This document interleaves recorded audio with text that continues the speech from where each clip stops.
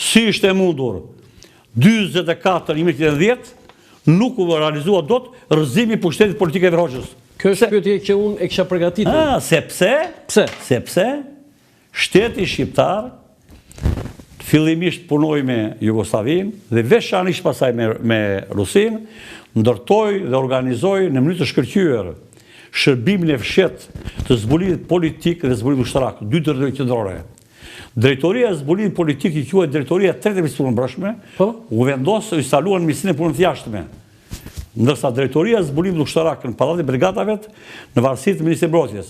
Drejtoria e zbulimit politik kishte mision të ndiqte veprimtarinë dhe zbulon të hapit të gjithë diasporën politike dhe ekonomike jashtë shtetit, e cila në bashkëpunim me agjentorët të huaj kishte për qëllim rrëzimin e Partisë së Punës dhe të Hoxhës. Ndërsa Drejtoria e zbulimit ushtarak kishte për detyrë të ndiqte gjithë veprimtarinë e shteteve kërcënuese që përbërnin për shtetët Jugosllavisë, Greqisë, Italisë, NATO-s së Amerikës për përbërjen, organizimin, dislokimin, veprimtarinë ushtarake dhe kërcënimet që vinin në Shqipërisë, të cilat unë paraqesë libër nga të dhënë kishim ne kompjuter. Do të pyes një nga i për këto. Shqipëria u bë anëtare të Traktatit të Varshavës, lidhur me këtë që ju thatë për mbrojtjen e vendit tonë, që në vitin 55 kur u themelua deri në vitin 68 kur doli.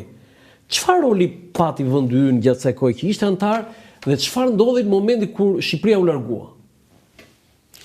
Sepse ishte lajmi numër 1 në botë. Traktati i Varshavës me në krye Bashkimin Sovjetik nuk kishte asnjë hapësirë detat e Mesdheut. Në qoftë se flota e jashtë kishte gjithë Mesdheun se kishte antar Greqi, Itali, Spanjë, Francë, pastaj bëri Turqi dhe Greqinë në 56-ën, Bashkimi Sovjetik lëvizte me anije në Afrikën e Veriut. Dhe hyrja e Shqipërisë në Tratatin e Varshavës, Bashkimi Sovjetik i hapi qercat në dy fare dhe hyri Pashalimani. Kur zotron Mesdheun, Pashalimani ishte pika më strategjike me Mesdheun. Dhe ai solli, siç e dini ju, 12 në vdesje, nga të cilat 4 në vdesje ishin bashkëpunim me 2 ekipet, nësa 8 në vdesje ishin vetëm ekip rus, i cili kishte mision vetëm zbulimin në New York, që lëvizte gjithë Mesdheun, Napoli dhe metra, vetëm me rus, ku thënë 8 në vdesje të dhe prandaj Urshovi i jepte aq rëndësi Shqipërisë dhe pastaj ministrat e mbrojtjes saj, sepse nëpërmjet Pashalimanit dhe hapësirës detare që lëvizte flota ruse në Mesdhe, ajo e kishte kontroll të plot gjithë lëvizjen, përbërjen, organizimin, dislokimin e flotës jashtë amerikane, që ishte realiteti më i ashpër. Ishte sepse Rusia kishte frikë, sepse aeroplanmajtësit dhe në deset amerikane ishin në pajisje me armë bërthamore. Do të pyes për këtë, po si arriti, me çfarë guximi Enveri u prish me Bashkimin Sovjetik pikërisht në këtë moment dhe u largua nga Traktati i Varshavës? A kishte rrezik që Bashkimi Sovjetik sulmonte Shqipërinë? Patjetër, mas i viti u bë plani, të cilin e kundërshtoi. Plani është në libër, plani që kundërshtoi Ceaușescu me Titon, që nuk hapë korridorin ajror. Bashkimi Sovjetik bëri plan për të pushtuar Shqipërinë. Po, tani ishte një trimëri e madhe që të merre një vendim aq të madh kundër Bashkimit Sovjetik. E mori vendimin dhe ki parasysh mbas largimit të flotës ruse nga Pashalimani dhe të aviacionit nga qyteti Stalin, komandanti i NATO-s tha u shtrirua Mesdheu. Po para se të vim këtu, çfarë bëri që Bashkimi Sovjetik mos e sulmonte Shqipërinë? Bashkimi Sovjetik bëri planin e ndërhyrjes me aviacion dhe flotë dhe flota luftarake nga Sevastopoli mori urdhë dhe nisi nga Bosfori dhe të vinte në Mesdhe, ndërsa aviacionit ju kërkua korridorit ajror të shpjegohet ju në Rumanisë dhe Jugosllavisë të jepte Shqipëri dhe të dy udhëheqësit e dy vende e refuzuan dhe shpërtheu problemi Kubës.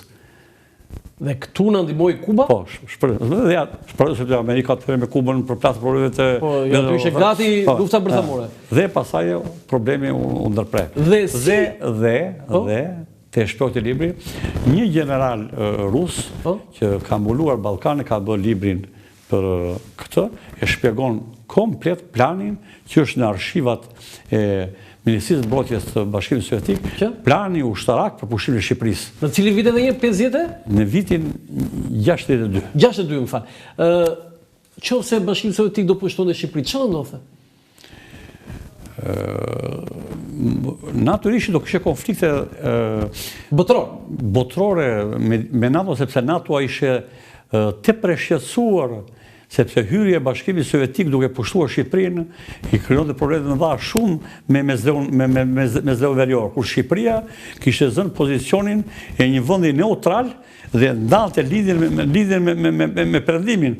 Dhe Italia, Ministri i Italia bëri deklaratë e madhe, na shpëtoi Shqipëria, se ishin detyruar të investonin shumë në industri ushtarake për të mbrojtur nga agresion rus.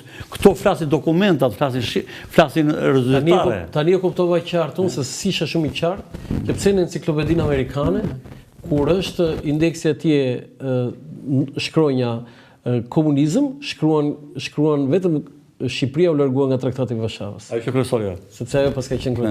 Tani dhe politika e jashtme e NATO-s me në krye Amerikën, mbas largimit të flotës në krau, ndryshoi hoqi nga objektiv ushtarak, dhe në rrugë diplomatike ka punuar në mënyrë vazhdueshme janë dokumentat që me ambasadorët e Presidenti Fat krijon të fillon një afërsi të ngadaltë me Shqipërinë.